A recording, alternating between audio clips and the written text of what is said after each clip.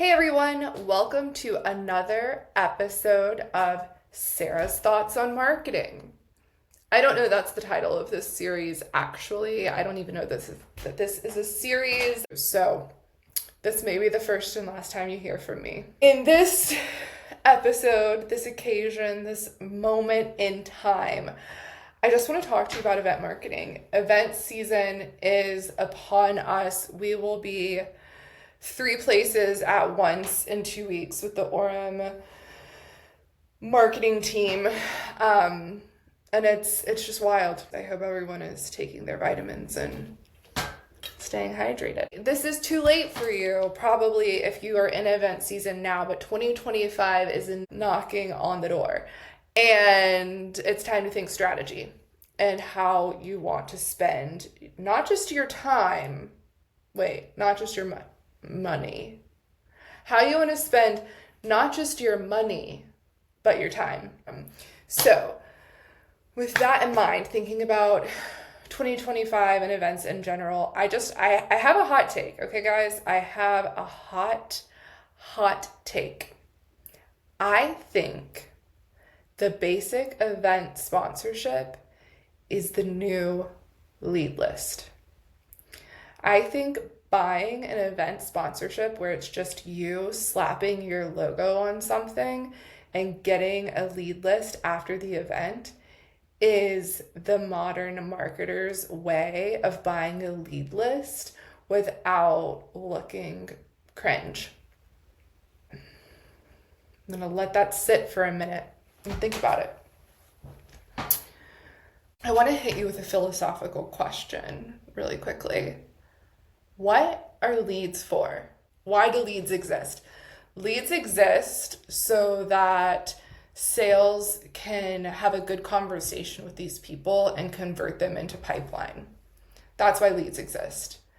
And when we look at a modern demand generation strategy, we tend to divide leads into low intent and high intent leads. If you do a split the funnel analysis, which Refine Labs, I think, probably has trademarked, you pull out your high intent leads like demo requests, contact sales, product trials, and you put those into one bucket, and then you put your low intent leads like events, webinars, content downloads, and the like into another bucket. And then you look at how many of those leads convert into opportunities and pipeline, and then how many of those convert into closed won business and revenue. You do the same thing for high intent and you see, oh, hey, it's a 3% conversion rate to opportunity compared to a 40% conversion rate to opportunity for high intent. So I don't think that leads from events are meant to be turned into opportunities. I think that is a fair statement to make. So we just got through one argument. Leads exist to turn into opportunities. Second argument, leads from events aren't going to be doing that very well. So third philosophical question we want to ask ourselves, what are events for? We've just discussed that leads from events don't really turn into opportunities at a desirable rate. So events probably don't exist to create opportunities. That's probably a tertiary goal of events, probably even further down the list, honestly. So what are events valuable for when it comes to a pipeline and revenue generating organization? I think events do 2 things. I think they create demand for your product. And I think when done strategically, they can accelerate demand. They can accelerate open pipeline and help you have in-person conversations with people at companies that have a real need and desire for your product. So those jobs to be done, create demand, accelerate deals. I want you to explain to me how putting your logo on a lanyard and a landing page and in a LinkedIn shout out for an event is achieving any of those goals in a meaningful way. Is that effectively achieving the purpose?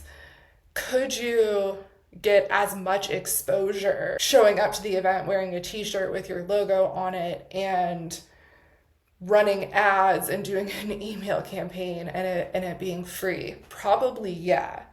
You're not going to get the lead list from the event, which is a byproduct of what you typically get when you slap your logo on a lanyard. But I would argue that that's not a huge sacrifice, because again, those leads aren't going to turn into opportunities, and you probably have Apollo or Zoom Info, or at the very least LinkedIn Sales Navigator, and can figure out how to get those people's information anyway. So you need to be looking for opportunities, leverage events to create demand and accelerate pipeline. So what do? You are a marketer and you're an artist at the end of the day. Somebody on your team needs to be an artist. If none of you are artists, I'm concerned. Creativity is the superpower, the secret sauce, the differentiator, if you will. And knowing your audience and being able to resonate with them in creative ways beyond just putting your logo on things is how you do that. What are the things that the people you're trying to talk to care about? What are they tired of? What are they bored with? What stands out to them? What are they afraid of? What are they, I don't know, they're people, you know? It's about creativity and finding the artistry in marketing.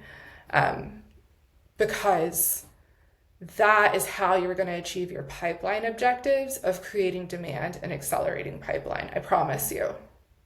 That's how you do it.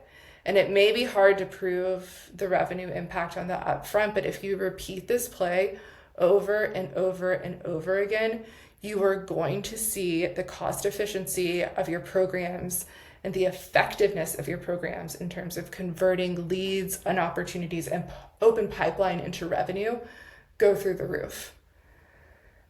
Give it a try. Tell me what happens.